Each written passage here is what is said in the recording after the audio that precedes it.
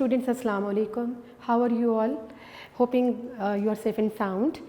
Well beta, let us start our today's lecture, and that is again about grammar, about tenses. तो हमने बेटा last 2 और 3 lectures में tenses start कर रखे हैं। मकसद ये है कि आप ट्रांसलेशन पैराग्राफ जो कि आपके इंग्लिश पेपर का हिस्सा है, वो ट्रांसलेशन पैराग्राफ जो है उसको बाखूबी से कन्वर्ट कर सको इंग्लिश में, उसकी ट्रांसलेशन कर सको और अच्छे नंबर ले सको। और उसमें जो सबसे अहम प्रॉब्लम बच्चों की तरफ से जो कंप्लेन आती है या उनको एक फीलिंग्स हैं कि ट्रांसलेशन पैराग्राफ करते हुए थोड़े से रिलक्टेंट रहते हैं और जो उनकी ग्रामर ग्रिप है वो लूज़ हो जाती है और उनको समझ नहीं आती है कौन से वर्ब की फॉर्म कहाँ इस्तेमाल होगी। तो टेंसेस आपने बहुत डिटेल में 9th-10th में किए, लेकिन अभी भी आपको ट्रांसलेशन एक्सरसाइजेस करवाने से पहले मैं टेंस चार्ट जो है उसको दोबारा से रिवाइज़ करवा रही हूँ ताकि आप उसको एक दफ़ा गो थ्रू कर लो, सेंटेंसेस पे आपकी ग्रिप आ जाए, वोकैबुलरी भी आप साथ साथ आपकी बन रही है, आप टेक्स्ट अपनी पढ़ रहे हो, आप अपने लेसन्स पढ़ रहे हो रूटीन में और उसकी जो सिनोनिम्स हैं वो आपकी वोकैबुलरी बन रही है, इडियम्स जो हैं वो भी आपकी बेस्ट वोकैबुलरी है। आप बहुत से प्रोवर्ब्स भी आ जाते हैं, इडियोमेटिक स्टेटमेंट भी आ जाती हैं पेपर में, तो आप आसानी से उसे कन्वर्ट कर सकते हो। ठीक है बेटे, अभी जो लास्ट लेक्चर था उस लेक्चर में हमने किया था past perfect tense. Past perfect tense जो है उसका एक्टिव वॉइस हमने कंप्लीट कर लिया था। ठीक है, आज उसका पैसिव वॉइस करना है हमें। और पैसिव वॉइस जो है मैंने आपको ये बताया था, पास्ट परफेक्ट टेंस जो है वो सिंपल पास्ट परफेक्ट भी है सिंगल स्टेटमेंट सेंटेंस के साथ, और उसमें 2 क्लॉजेस भी हैं। और 2 क्लॉजेस को किस तरह से हैंडल करना था मैंने आपको बताया था। अगर एक ही सेंटेंस में साइमल्टेनियसली 2 एक्टिविटीज़ नज़र आ रही हैं और पास्ट परफेक्ट की हैं तो उसका एक हिस्सा पास्ट परफेक्ट में होगा और वो जो प्रिंसिपल क्लॉज है, मेन क्लॉज है, पास्ट परफेक्ट में होगी, और जो सेकंड उसके साथ जो डिपेंडिंग क्लॉज है और व्हेन और बिफोर के साथ कंजंक्शंस के साथ आप उसे मेन क्लॉज के साथ कंजक्ट करते हो, और जो सेकंड क्लॉज है वो पास्ट इंडेफिनिट में होगी। आज हम इसका कर रहे हैं पैसिव वॉइस, और जब आप पैसिव वॉइस करोगे तो उसकी डेफिनेशन तो यही रहेगी, it shows an action that completed in the past before a definite time, यानी ऐसा एक्शन जो कि पास्ट में कंप्लीट हुआ अपने डेफिनेट टाइम के साथ ही। ठीक है बेटे, अब इसकी जो इसका जो फॉर्मूला है वो हम देखते हैं कि क्या इसका लगेगा। देखिए, इसमें ऑब्जेक्ट पहले आ जाएगा और हैड की जगह अब हैड बीन आएगा, हैड बीन। ठीक है, हैड बीन के बाद आपने क्या करना है, V3 क्या है बेटा, वर्ब की थर्ड फॉर्म है, और वर्ब की थर्ड फॉर्म के फ़ौरन बाद आपने क्या करना है बेटे, यहाँ पर बाय आ जाएगा और फिर सब्जेक्ट आ जाएगा। और मैं आपको हर टेंस में बताती आ रही हूँ कि जो आपका ये जो स्टेटमेंट होती है पैसिव वॉइस में, पैसिव वॉइस की जो स्टेटमेंट है वो ऑब्जेक्टिव से जाहिर है, आप उसमें फाइल अक्सर मिसिंग होता है, तो ऑब्जेक्ट उसमें ऑब्जेक्ट से स्टार्ट होती है स्टेटमेंट। ऑब्जेक्ट है, हैड बीन है और वर्ब की थर्ड फॉर्म है, और फिर अगर सब्जेक्ट मौजूद है तो उसका ऑब्जेक्टिव केस लगेगा। ये सब्जेक्ट एज इट इज़ नहीं आएगा, इसका ऑब्जेक्टिव केस लगेगा और यहाँ बाय आ जाएगा। अदरवाइज अगर उसमें सब्जेक्ट मौजूद नहीं है तो आपकी स्टेटमेंट ये बनती है और वर्ब की थर्ड फॉर्म के साथ आपने रेस्ट ऑफ द सेंटेंस जो है वो इसके साथ आपने लगा देना है। ठीक है जी। अच्छा, इसके बाद इसको नेगेटिव करते हैं, object plus had not been plus V3 plus by plus S। ठीक है जी। अब इसी का इंट्रो, यानी ऑब्जेक्ट had not been, पहले had been था, चूँकि ये अब नेगेटिव है, अब 2 हेल्पिंग वर्ब आपके पास आ गए पैसिव वॉइस में। एक्टिव वॉइस में सिर्फ हैड था, अब हैड बीन है, तो हैड और बीन के दरमियान में नॉट आएगा, नेगेटिव है। अगर इंट्रोगेटिव की तरफ आते हैं तो फिर हैड स्टार्ट में आ जाएगा और ऑब्जेक्ट आ जाएगा, बीन आ जाएगा, फिर V3 वर्ब की थर्ड फॉर्म, बाय और S। ठीक है जी, अगर सब्जेक्ट मौजूद है तो। अगर इसी को डबल क्वेश्चन स्टेटमेंट बनाते हैं तो डबल क्वेश्चन स्टेटमेंट में ऑटोमेटिकली जो WH फैमिली वर्ड है वो कहाँ आ जाएगा, वो स्टार्ट में आ जाएगा। तो यहाँ पर बाकी स्टेटमेंट जो इंट्रोगेटिव आपने बनाई वो एज इट इज़ ही रहेगी। ठीक हो गया जनाब। ये आप दोबारा से देख लीजिएगा कि पैसिव वॉइस जो है उसका आपकी एक्टिव वॉइस में सिर्फ हैड और थर्ड फॉर्म थी, यहाँ पर हैड बीन आ गया और यहाँ पर ऑब्जेक्ट आ गया। शुरू में सब्जेक्ट नहीं होता है पैसिव वॉइस में ना, अक्सर सब्जेक्ट मौजूद नहीं होता है, तो अगर सब्जेक्ट है उसमें तो वो एंड में जाएगा और वो भी अपने ऑब्जेक्टिव केस में जाएगा। इसमें फिर हैड नॉट आ गया, हैड नॉट बीन नेगेटिव में, इंट्रोगेटिव में हैड ऑब्जेक्ट और बीन वर्ब की थर्ड फॉर्म बाय और एस, ठीक है जी।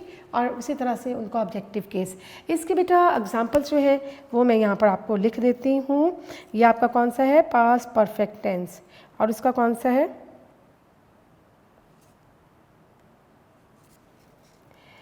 अहकामात की तामील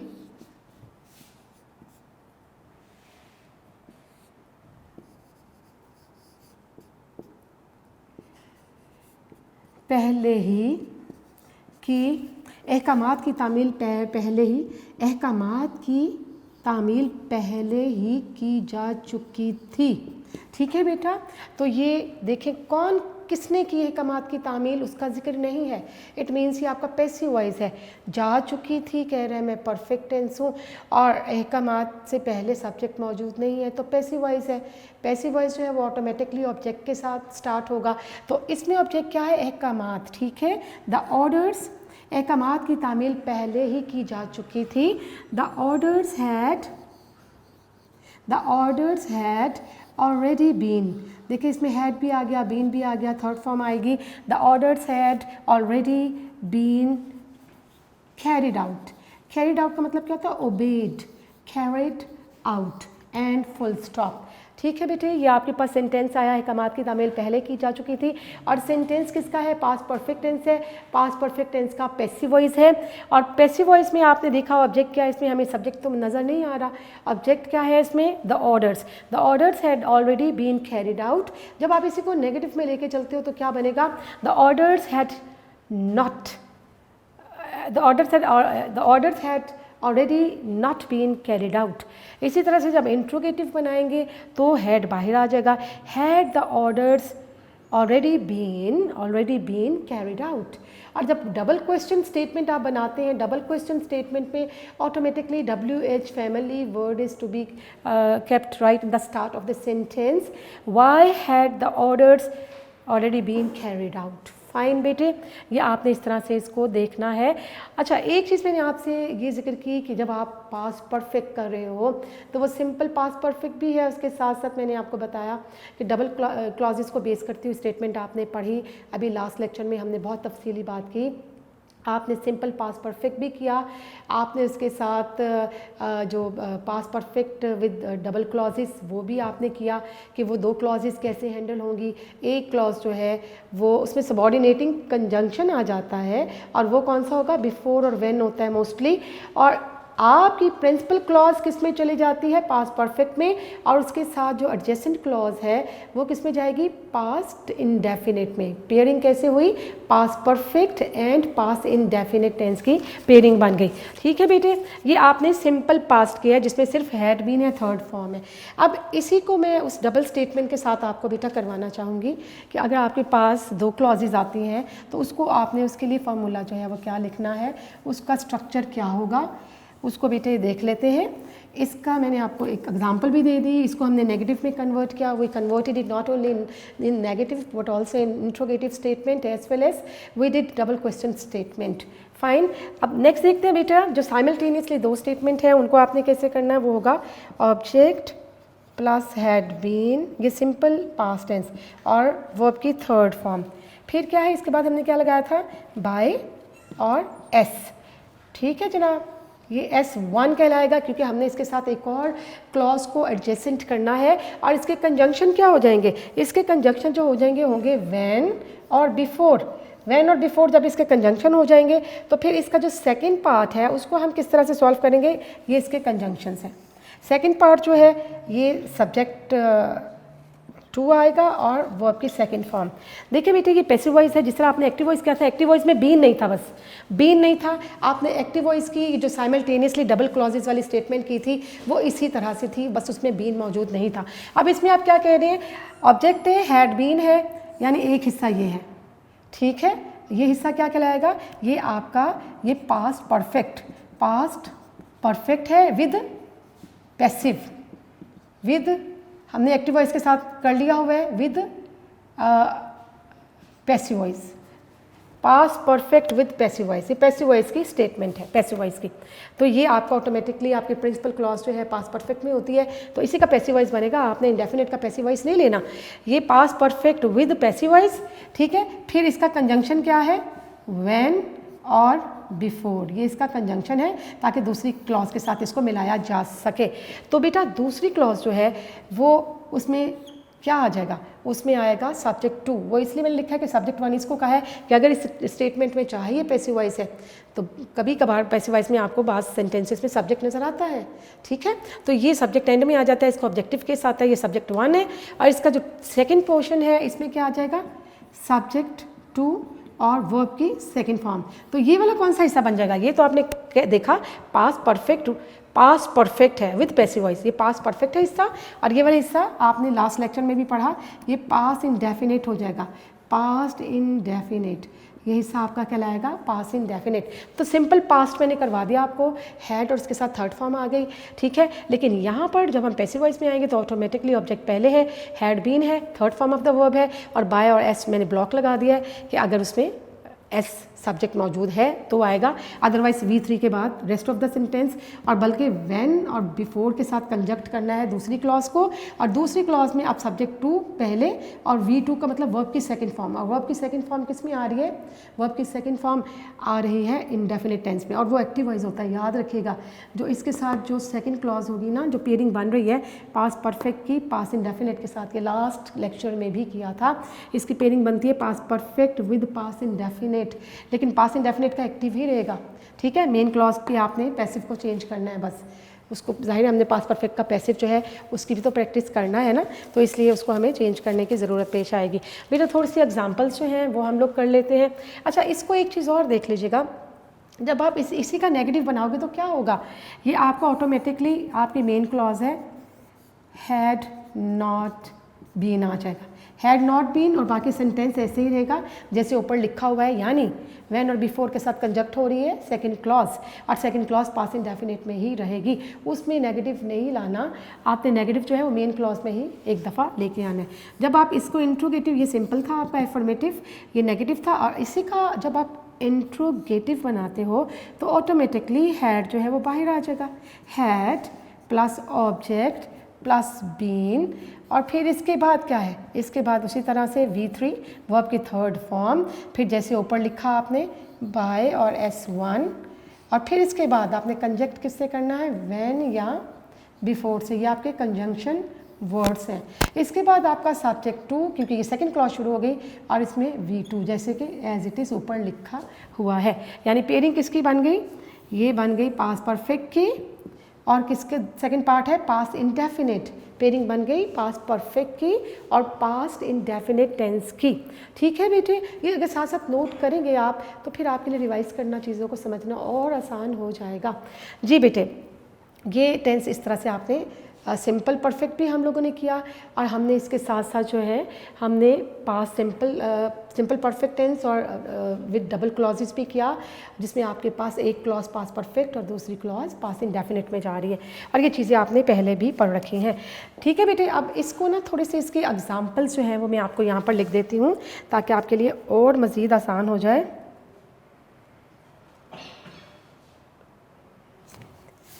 जी, आपके पास आता है मेरे पहुंचने से पहले तमाम कपड़े नीलाम किए जा चुके थे। आपके पास सेंटेंस क्या है, मेरे पहुंचने से पहले एक क्लॉज आ गई, तमाम कपड़े नीलाम किए जा चुके थे, तो ये आपकी प्रिंसिपल क्लॉज है। मैं ऊपर से थोड़ा सा मिटाती हूँ, फिर इसको हम इस एग्जांपल को हम लोग सॉल्व करते हैं, इसको देखते हैं कि इसको हमने किस तरह से लेके चलना है। तो मेरे पहुँचने से पहले तमाम कपड़े नीलाम किए जा चुके थे, किसने नीलाम किए उसका जिक्र नहीं है, इसमें एक सब्जेक्ट है ही नहीं इस सेंटेंस के अंदर। तमाम कपड़े नीलाम किए जा चुके थे, प्रिंसिपल क्लॉज, मेन क्लॉज, इसमें सब्जेक्ट ही नहीं है, किसने किए उस फाइल का जिक्र नहीं है, तो ये पैसिव वॉइस है। तो मैं कहूँगी all the clothes had been, किए जा चुके थे, हैड बीन ऑक्शन्ड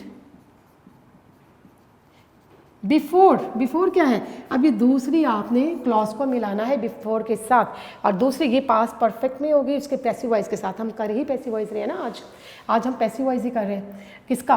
पास्ट परफेक्ट का पैसिव वॉइस हम लोग कर रहे हैं। एक्टिव वॉइस लास्ट लेक्चर में हुआ था। तो बेटा all the cloth had been auctioned before, क्या है बिफोर? मेरे पहुंचने से पहले। तो मेरे पहुंचने से पहले यानी कि इसमें ये सब्जेक्ट टू आ रहा है, यानी सब्जेक्ट कौन है? आई। बिफोर आई और फिर वर्ब की टू, ये यहाँ सारा कुछ लिखा हुआ है। व्हेन और बिफोर के बाद पास्ट इंडेफिनिट टेंस लगाना है हमने। तो बिफोर सब्जेक्ट टू कौन है? आई हूँ, और वी टू वर्ब की सेकेंड फॉर्म जो है, आई के बाद आएगी सेकेंड फॉर्म, तो रीच होगा पहुंचना, बिफोर आई रीच्ड। ये आप इस तरह से इसको करेंगे कि all the clothes had been auctioned before I reached.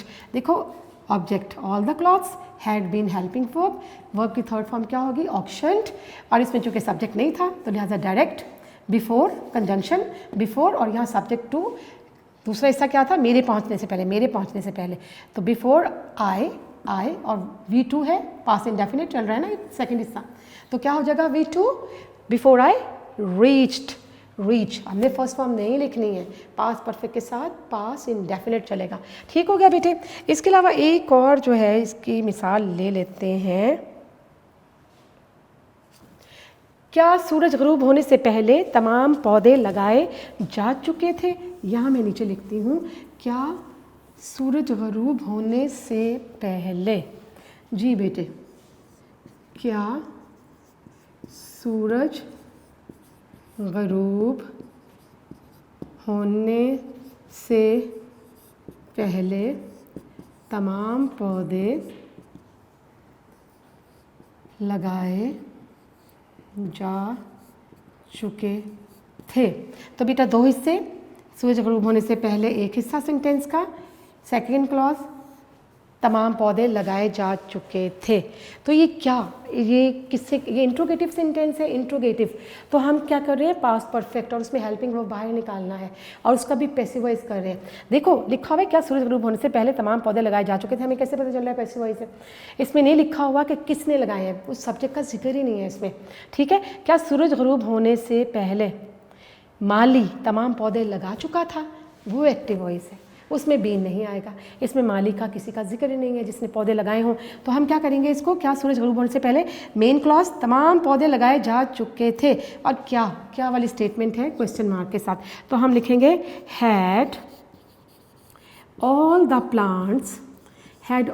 Plants been, plants क्या होगा? पौधे, और प्लांट का मतलब, प्लांट जो एक वर्ब भी है, इसका मतलब पौधे लगाना।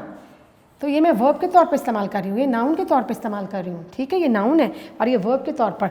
Had all the plants been planted, और किससे पहले? सूरज गरूब होने से पहले, before the sun set.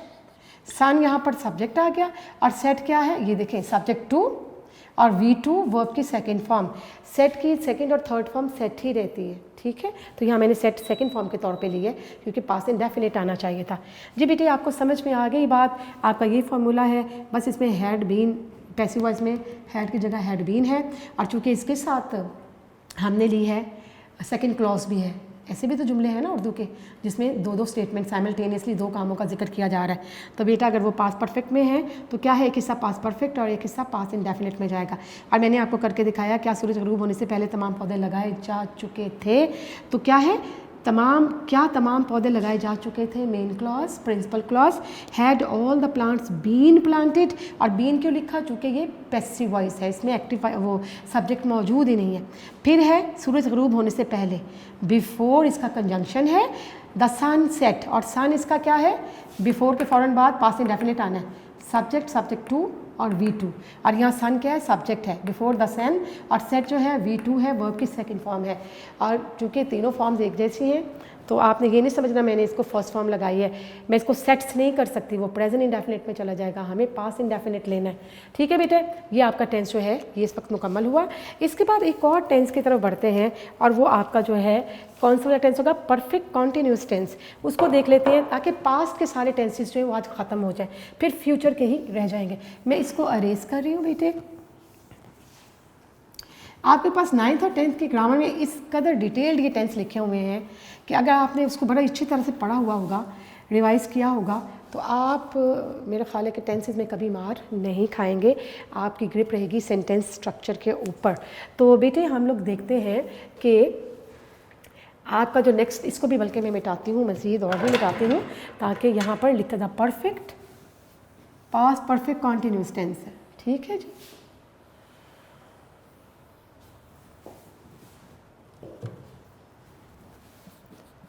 Past perfect continuous tense, past perfect continuous tense। देखिए जी, it is used for an action, it is used for an action that got completed,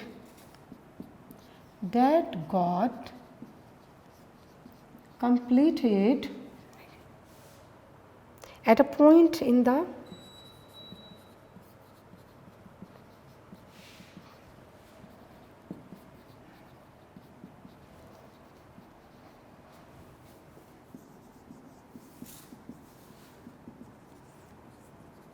after continuing for a duration, after continuing for a duration. जी बेटे, इसको थोड़ा सा आपने देख लेना है कि मैंने आप क्या कहना चाह रही हूँ। पास्ट परफेक्ट कॉन्टीन्यूस, परफेक्ट भी है और कॉन्टीन्यूस भी है।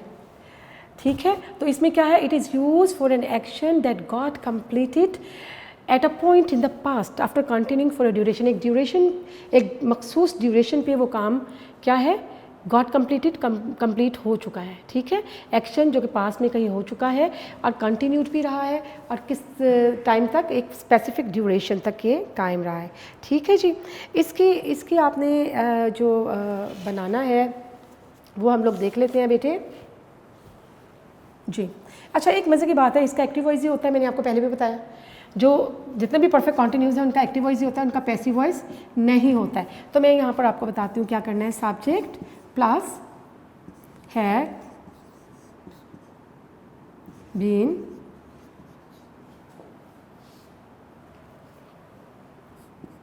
फर्स्ट फॉर्म को हम V1 लिख लेते हैं ताकि आपको आसान रहे।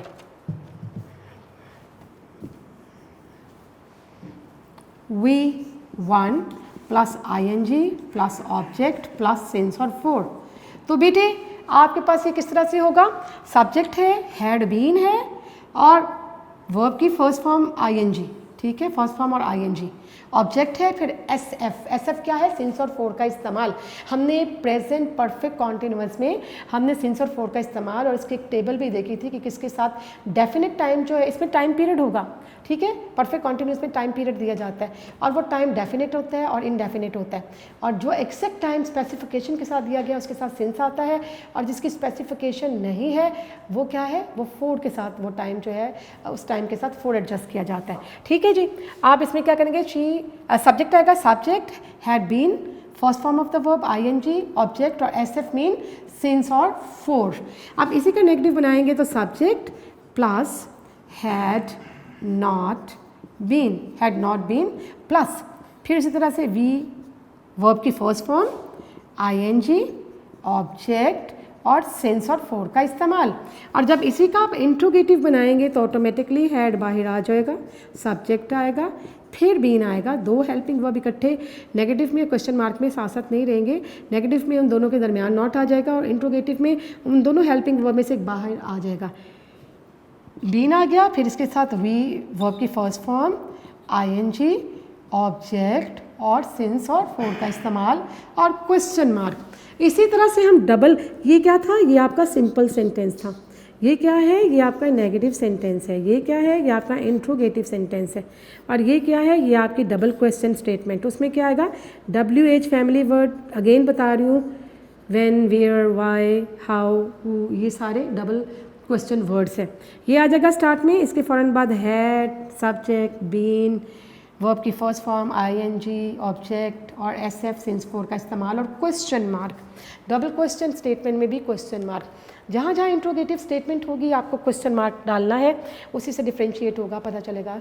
और इसी मतलब देखें आप ये क्वेश्चन मार्क वाला जुमला तकाजा करता है कि एंड में क्वेश्चन मार्क डालना चाहिए, इंट्रोगेटिव स्टेटमेंट है। ठीक है जी, आपके पास ये आ गया। अब इसका दोबारा से देख लीजिएगा, ये जो परफेक्ट कॉन्टिन्यूस टेंस है इसका पैसिव वॉइस नहीं होता है, और हर जो भी परफेक्ट कॉन्टिन्यूस होगा, चाहे वो प्रेजेंट में है, चाहे वो पास्ट में है, चाहे फ्यूचर में है, उसका पैसिव वॉइस नहीं होता, एक ही वॉइस होगा। और उस वॉइस का फॉर्मूला आपको बता दिया, subject had, subject plus had plus been plus first form of the verb plus ING plus object और प्लस सिंस और फोर का इस्तेमाल। और नेगेटिव में ऑटोमेटिकली जो दोनों हेल्पिंग वर्ब हैं उनके दरमियान में नॉट आ जाएगा, हैड नॉट बीन। इंट्रोगेटिव में दोनों हेल्पिंग वर्ब जो है वो क्या होंगे, एक सब्जेक्ट से पहले आएगा हेल्पिंग वर्ब, एक उसके बाद आएगा। जैसे हैड, सब्जेक्ट, बीन और first form of the verb ING, फिर ऑब्जेक्ट। ऑब्जेक्ट क्यों है इसमें यहाँ पर, क्योंकि ये एक्टिव वॉइस है, और एक्टिव वॉइस हमेशा सब्जेक्ट के साथ होगा, उसका सब्जेक्ट मौजूद होता है। ठीक है जी, ऑब्जेक्ट और फिर सिंस और फोर का इस्तेमाल, फिर क्वेश्चन मार्क। आखिर में डबल क्वेश्चन स्टेटमेंट है, व्हेन, वाई, हाउ, कौन, कहाँ, कैसे, क्यों, ये वर्ड होते हैं ना उर्दू में भी। ठीक है, तो वो वर्ड पहले लग गया, WH family word, WH word जो है वो पहले लग गया। उसके बाद सारी स्टेटमेंट इंट्रोगेटिव की एज इट इज़ उतार के क्वेश्चन मार्क आपने लगा लिया। ठीक है जी, अब इसके थोड़े से एग्जाम्पल करते हैं। एग्जाम्पल में देखते हैं, मजदूर सुबह से लगातार काम कर रहे थे। मजदूर सुबह से लगातार काम कर रहे थे, क्या मतलब, द लेबरर्स। इसमें सब्जेक्ट क्या, हम इस फॉर्मूले को आप सामने रखें ज़रा, ये वाला, तो आप इसको आसानी से कन्वर्ट कर लेंगे। इसमें मजदूर कौन है, ऑब्जेक्ट है, द लेबरर्स, सब्जेक्ट है, सॉरी, इसमें सब्जेक्ट काम करने वाला मौजूद है, फाइल मजदूर है, द लेबरर्स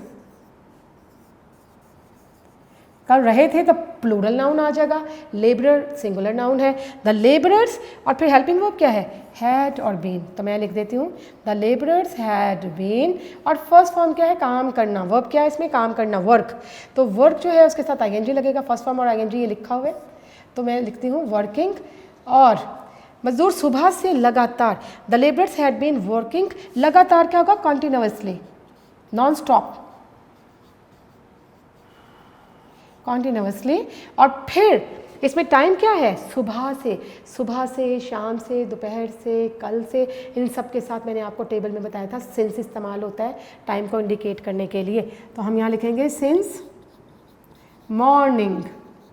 ठीक है, the labourers had been working continuously since morning. समझ में आ गया बेटे आपको। एक और एग्जाम्पल जो है मैं यहाँ से रेज करती हूँ, एक आधी और एग्जांपल जो है आपके साथ शेयर कर लूँ, फिर ये पास्ट टेंस जो है आपका एक्टिव पैसिव के साथ कंप्लीट हो जाएगा। जी बेटे, आपका जो नेक्स्ट सेंटेंस है उसको कर लेते हैं।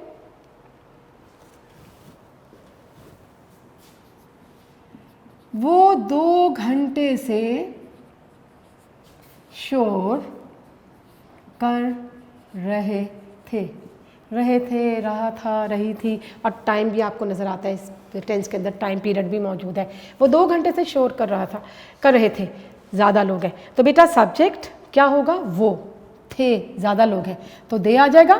और फिर इसके बाद प्लस हमें क्या देना था, हैड बीन, तो मैं लिख देती हूँ दे हैड बीन। फिर इसके बाद हमारा फार्मूला क्या कहता है कि फर्स्ट फॉर्म और आईएनजी, और शोर करना क्या होता है, टू मेक अ नॉइज़, और मेक वर्ब है तो उसके साथ आईएनजी आपको इंसर्ट करना है, इसके साथ लगाना है, तो क्या आएगा, they had been making a noise. अच्छा, फिर इसके बाद क्या है, सिंस और फोर का इस्तेमाल करना है। सिंस और फोर, अब कैसे आप टाइम को यहाँ पर पहचानोगे कि ये डेफिनेट टाइम है, इनडेफिनेट टाइम है।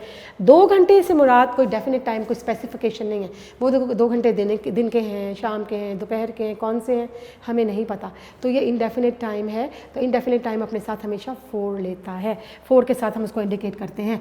तो यहाँ क्या आ जाएगा, 4 2 आवर्स। यहाँ अगर होता कि वो 4 बजे से शोर कर रहे थे। तो 4 बजे क्या है, टाइम है, एक स्पेसिफिक टाइम है, हमें एग्जैक्ट पता चल रहा है कि 4 o'clock से वो ये काम कर रहे हैं। 2 घंटे, 3 घंटे, 6 घंटे ये टाइम लिमिट है, टाइम पीरियड है, लेकिन इसमें स्पेसिफाई नहीं किया गया कि दिन के कौन से हिस्से, कौन से घंटे हैं। तो इसकी इंग्लिश क्या होगी, they had been making a noise for 2 hours। 4 आता है आवर्स के साथ। ठीक हो गया बेटे। ये आपके टेंस जो है वो कौन सा वाला ख़त्म हुआ आज बेटे। आपने अब तक देखिए प्रेजेंट इंडेफिनिट किया एक्टिव पैसिव के साथ, प्रेजेंट के चारों जो सब टेंसेस थे, indefinite, continuous, perfect, perfect continuous, ये सारे चारों टेंसेस आपने एक्टिव पैसिव के साथ किए प्रीवियस लेक्चर्स में। आज जो अभी जो इसके बाद जो लेक्चर करवाया गया आपको, उसमें आपने पास्ट इंडेफिनिट भी कर लिया है, past indefinite with active passive, past continuous with active passive.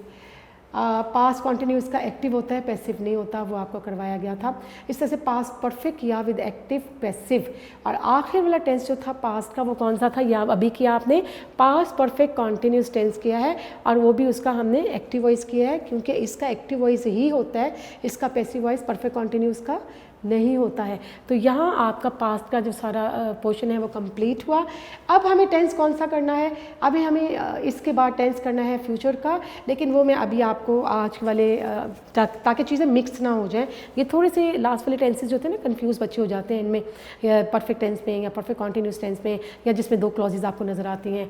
तो उसको आप समझें, अच्छी तरह से रिवाइज़ करें, प्रैक्टिस करें, और उसके बाद जो है मैं इंशाल्लाह अब जो नेक्स्ट वाला लेक्चर होगा उसमें टारगेट यही है कि अगला जो फ्यूचर वाले जो चारों सब टेंसेस रह गए हैं वो हम लोग प्रैक्टिस करें, और फिर उसके बाद इंशाल्लाह उसके भी बाद ट्रांसलेशन एक्सरसाइजेस करेंगे, फिर उसके बाद देखते हैं कि क्या करना है। अभी नेक्स्ट टारगेट क्या होगा, आज हम थोड़े से इडियम कर लेते हैं, हमारे पास अगर टाइम मौजूद है, थोड़ा सा टाइम मौजूद है तो हम इडियम्स कर लेते हैं, और फिर नेक्स्ट पीरियड में इंशाल्लाह बेटे हम लोग फ्यूचर को देखेंगे, फ्यूचर टेंस को, उसके सारे सब टेंसेस को। ये मैं यहाँ से अरेज कर रही हूँ क्योंकि अब थोड़ा सा काम जो है ना, देखिए बेटे हम लोग इंशाल्लाह बी ग्रामर जो है वो भी साइमल्टेनियसली साथ साथ करते जाएंगे हम लोग।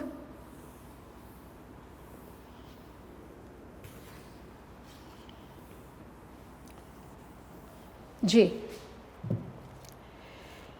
अभी इस तरह से है कि इडियम्स कर लेते हैं, थोड़े से इडियोमेटिक फ्रेजेस कर लेते हैं। इसको मैं यहाँ से ट्रांसलेशन को बल्कि अरेज ही कर देती हूँ, क्योंकि अब हम एक नई चीज़ को टच करेंगे, क्योंकि हमारे पास हार्डली 10-15 मिनट्स जो हैं वो अब इस पीरियड के रह गए हैं आज के लेक्चर के। तो अभी इसलिए मैं नेक्स्ट टेंस जो है वो डेलिबरेटली मैं नेक्स्ट टेंस जो है वो स्टार्ट नहीं करवाना चाहती। वो हम एक ही पूरे पीरियड में नेक्स्ट ये असाइनमेंट हमारी यही होगी कि फ्यूचर टेंस जो है उसके सारे सब टेंसेज हम लोग कर लेंगे। अच्छा बेटे अभी आपने क्या करना है, इडियम्स एंड इडियोमेटिक फ्रेजेस। जी बेटे आपने ये देखा कि आप अल्फ़ाबेटिकली इडियम्स को कर रहे हो। एक अल्फ़ाबेटिक ऑर्डर में आपके नोट्स के अंदर इडियम्स मौजूद हैं, और नोट्स के अंदर जो है मैं नंबरिंग के साथ आपको करवा रही हूँ। जो नोट्स वाला इडियम है वो भी आपके साथ डिस्कस होता है। इसके अलावा मैं एक और इडियम जो है वो भी आपकी कन्वीनियंस के लिए बना देती हूँ, ताकि आपको ये अंदाज़ा हो जाए कि उसका यूजेज क्या है, उसको किस तरह से हमने इस्तेमाल करना है। तो बेटा आपका लेटर बी अभी कंटिन्यूड है, letter B is still continued, and we have done almost 30 idioms from this letter, and a few more idioms are going to be done today. So let's see what comes next. It's number 31 from the letter B. At number 31 we are having the idiom brown study. Brown study, I'm writing it down over here. Number 31 is brown study. Brown study. So what does it mean? Brown study mean deep absorption, thoughtfulness. You can say also thoughtfulness. बेटा numbers जो है इसके साथ साथ देखते जाइए, ताकि टिक करते जाइए आपने कितना पढ़ लिया, आपने कितने इडियम्स जो हैं वो सॉल्व कर लिए हैं, इसको साथ साथ देखना ज़रूरी है। तो your next idiom that is number 31, that is brown study. And brown study means deep absorption in something, किसी चीज़ में महव होना, थॉटफुलनेस। ठीक है बेटे, अब इसका जुमला देखते हैं कि आपके पास नोट्स में क्या है। Philosopher is often seen in brown study. Philosopher is often seen in brown study, कि जो फिलोसोफर फिलोसफर्स होते हैं, आलिम लोग होते हैं, वो अक्सर अपनी पढ़ाई में मुनहमिक होते हैं, महव होते हैं। मैं आपको एक और इसका सेंटेंस बना देती हूँ कि all the students in the library, all the students in the library were in brown study, in brown study। Brown study से मुराद ये नहीं है कि भूरे रंग की किताबें जो हैं, ब्राउन कलर की किताबें निकाली हैं और उस पर स्टडी ज़ोरों शोर से जारी है, बल्कि चूँकि ये इडियम है, इसका जो हिडन मीनिंग है, इसका जो एक्चुअल मीनिंग है वो हमें ट्रेस आउट करना है। And the actual meaning is deep absorption and it also means thoughtfulness. So your sentence is all the students in the library are in brown study, कि तमाम तलबा लाइब्रेरी में मौजूद जो हैं वो क्या है कि वो मुताले में महव है, मुताले में गर्क है। और number 32 is a burning question. Number 32 a burning question, it's perhaps a burning question, number 32। Yes beta, write it down here, a burning question। What does it mean? It means an important issue to be discussed, and a hot issue, an important issue to be discussed। तो देखते हैं कि grammar में आपके पास इसका sentence जो है वो क्या मौजूद है। Number 32, well it's here, Panama leaks is the burning question of the day. Panama leak is the burning question of the day, कि पनामा लीक जो है वो एक अहम मौजू जो आजकल ज़ेर बहस है वो ये है। तो हम कह सकते हैं Kashmir is the burning question these days। Kashmir is a burning question, yani that is an important issue to be discussed by all। Kashmir is a burning question these days। Well, number 33, number 33 पे देखते बेटा, next sentence आपका है a bird of passage. A bird of passage, what does it mean?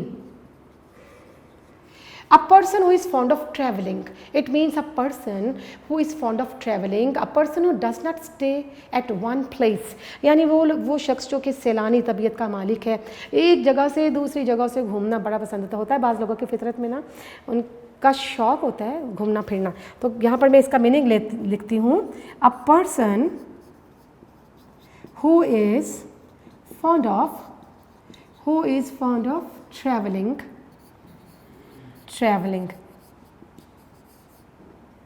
who does not stay at a place, एक जगह वो टिक के नहीं बैठता। तो बेटे इसका सेंटेंस जो है हम बनाते हैं और देखते हैं पहले कि आपके नोट्स में इसका सेंटेंस नंबर 33 पर क्या है। He is a bird of passage and so cannot be relied upon। He is a bird of passage and so cannot be relied upon, कि चूँकि वो सैलानी तबीयत घूमने फिरने वाला शख्स है तो उस पर हम रिलाई नहीं कर सकते। मैं आपको एक और जुमला इसका बना कर देती हूँ कि she moves out nearly every year। तो क्या है वो, she is a true bird of passage, she is a true bird of passage, कि वो जनाब साल में कहीं ना कहीं घूमने फिरने निकल जाती है, तो she is bird of passage, सैलानी तबीयत की मालिक है। ठीक है बेटा, here comes an end to your today's lecture, and we not only did past perfect tense, past perfect continuous tense, rather we did some sentences, some idioms from our notes from our grammar book। तो बेटा we have completed the idioms from letter B up till number 33 तक अब आपके idioms हो चुके हैं। इसको mark कर लीजिएगा अपने नोट्स के अंदर, और नेक्स्ट इंशाल्लाह साथ साथ जैसे मौका मिलता जाता है मैं ये आपको करवाऊँगी। और बेटा before I and I would like to say something that is basically the message of the day। Beta, I have indicated earlier that today we are facing the threat of a pandemic, a new disease, COVID-19, and what is required by us, we have to take care of ourselves, we have to take care of the people who are in our surroundings. At the same time, I must say that do not take it as a joke, because it is like a war, it is like a bomb. It may kill everyone, even the paramedical staff or the doctors, they are getting infected due to this disease, and the situation is getting worsened day by day. So beta, that is why I would like to say that you have to follow the SOPs and you have to take precautionary measures, and similarly please stay at your place and keep social distances. It's really very essential at this time. Thank you very much for being with us. See you in the next lecture. Thank you. Allah Hafiz beta.